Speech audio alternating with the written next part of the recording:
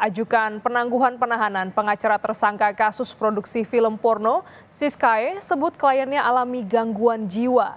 Polisi kini masih mengkaji permintaan tersebut karena Siskae dinilai layak untuk ditahan. Tim kuasa hukum Francisca Chandra Novitasari atau Siskae mengajukan penangguhan penahanan ke Dirkrimsus Polda Metro Jaya Kamis kemarin.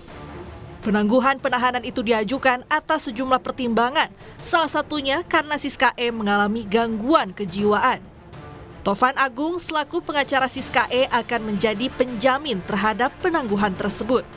Jadi hari ini kita sudah buat surat permohonan penangguhan penahanan dan nanti mau kita sampaikan kepada Dirkrimsus Polda Metro Jaya.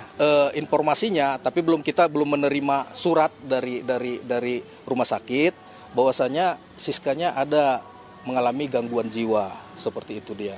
Tapi kita belum ada menerima surat itu ya.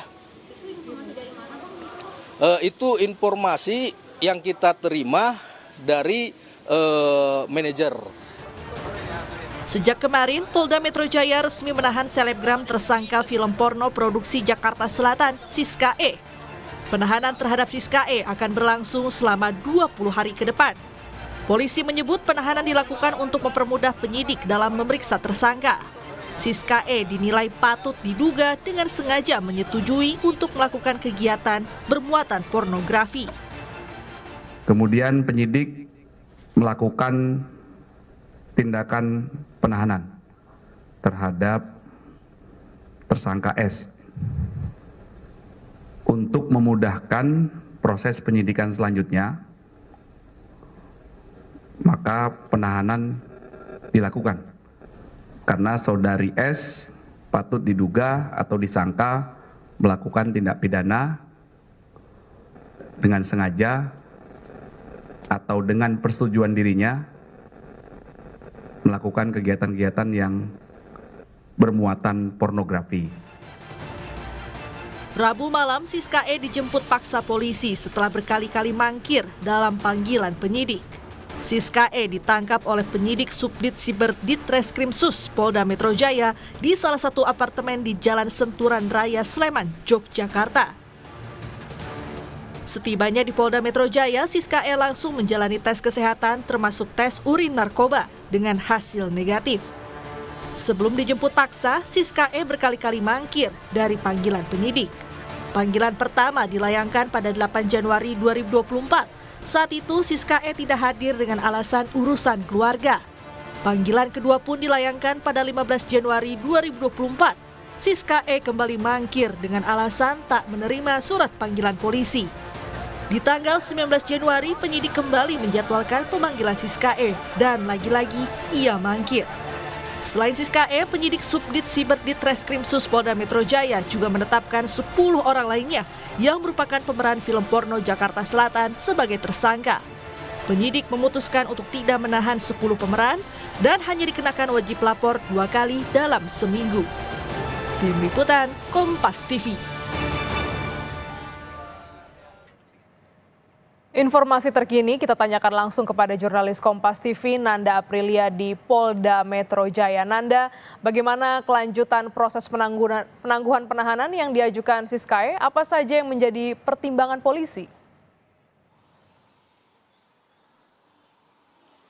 Selamat siang, Glenis dan juga saudara. Sampai dengan saat ini, sebenarnya informasi terbaru yang kami terima adalah informasi yang di hari Kamis 25 Januari 2024 kemarin yang disampaikan oleh Kabid Humas Polda Metro Jaya Kombes Ade Ari yang menjelaskan bahwa memang pihaknya membenarkan sudah menerima surat permohonan penangguhan penahanan ini dari tim kuasa hukum Siskae yakni Tovan Agung Ginting, yang dimana kalau informasi yang disampaikan oleh pihak kepolisian adalah sampai dengan saat ini pihak kepolisian masih mengkaji sebenarnya isi dari surat permohonan penangguhan penahanan ini, yang dimana secara garis besarnya alasannya karena kliennya atau Siskae ini tengah atau mengalami gangguan kejiwaan.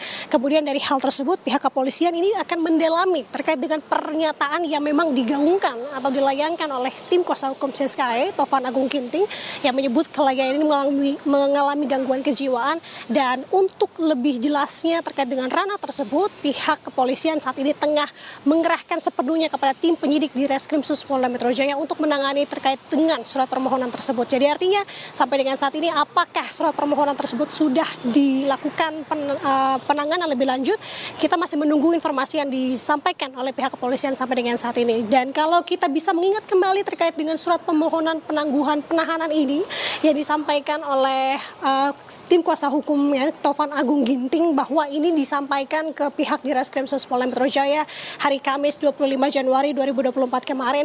Alasannya tadi sudah disampaikan adalah karena Siska ini dirasa mengalami gangguan kejiwaan, sehingga pihak dari Siska ini menyebut sebenarnya untuk gangguan kejiwaan ini sudah pernah dilakukan tes kejiwaan oleh Siska untuk beberapa kali, namun tidak dijelaskan secara spesifik. Dan dari hal tersebut ia pun meminta ini menjadi pertimbangan dari pihak kepolisian, dengan alasannya juga di sini bahwa pihak dari kuasa hukum Taufan ini sudah menjamin atau dirinya bersedia menjadi penjamin untuk kliennya tidak akan melarikan diri, dan juga menjamin Siska tidak akan mengulangi perbuatan yang melanggar hukum selama proses penyidikan ini bergulir sampai dengan saat ini. Jadi informasi yang bisa disampaikan sampai dengan saat ini adalah Siska sudah ditetapkan sebagai tersangka, kemudian juga sudah dilakukan proses pemeriksaan secara maraton setibanya di Polda Metro Jaya pada hari atau pada tanggal 24 Januari 2024 malam kemarin.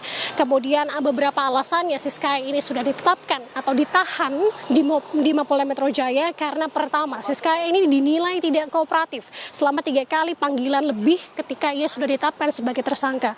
Kemudian ini dinilai untuk menghambat tindakan dari Siska ini, menghambat proses sidik yang saat ini tengah dilakukan oleh tim penyidik. Kemudian dari hal tersebut tadi ditegaskan juga oleh Kabid Humas Polda Metro Jaya bahwa patut diduga atau disangka melakukan tindak pidana dengan sengaja atau dengan persetujuan dirinya melakukan kegiatan bermuatan pornografi yang diatur dalam pasal 8 Junto, pasal 33 Undang-Undang Nomor 44 Tahun 2008 tentang pornografi. Dan artinya kita sampai dengan saat ini menunggu bagaimana keputusan dari pihak kepolisian dan bagaimana hasil pendalaman yang dilakukan oleh tim penyidik terkait dengan gugatan atau surat permohonan gugatan yang dilakukan oleh Siska ini. Glenis. Nanda, selain Siska ada juga 10 tersangka lain yang telah ditetapkan sebagai tersangka oleh polisi. Bagaimana nasib ke-10 tersangka ini, Nanda?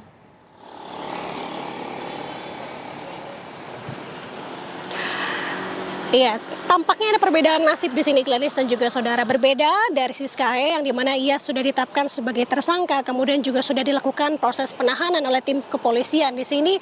Namun untuk ke-10 tersangka lainnya yang juga ditetapkan dalam perkara ini, informasinya sampai dengan saat ini tidak dilakukan penahanan. Ada beberapa alasan hal ini dilakukan atau menjadi pertimbangan dari pihak kepolisian untuk tidak melakukan penahanan terhadap 10 tersangka lainnya. Karena yang pertama, tidak dilakukan penahanan karena tersangka lain ini dirasa bersikap kooperatif dalam proses penyidikan atau pemeriksaan selama pemeriksaan terhadap tersangka ini berlangsung sampai dengan saat ini. Sehingga penyidik memandang untuk saat ini tidak diperlukan upaya penahanan terhadap tersangka lainnya. Namun hingga saat ini pihak kepolisian juga masih belum secara gamblang menjelaskan bagaimana kelanjutan dari pemeriksaan kepada para tersangka lainnya di sini. Karena informasi sementara yang kami dapat bahwa di tanggal 8 Januari 2024 kemarin para tersangka lain ini akan secara berkala dilakukan pemeriksaan oleh tim kepolisian sebagai statusnya sebagai tersangka yang ditetapkan oleh Polda Metro Jaya sampai dengan saat ini. Jadi artinya kita akan menunggu bagaimana proses kelanjutan baik itu dari Siska ataupun ke-10 tersangka lainnya yang juga sudah ditetapkan dalam perkara ini, Glenis. Terima kasih jurnalis Kompas TV Nanda Aprilia langsung dari Polda Metro Jaya.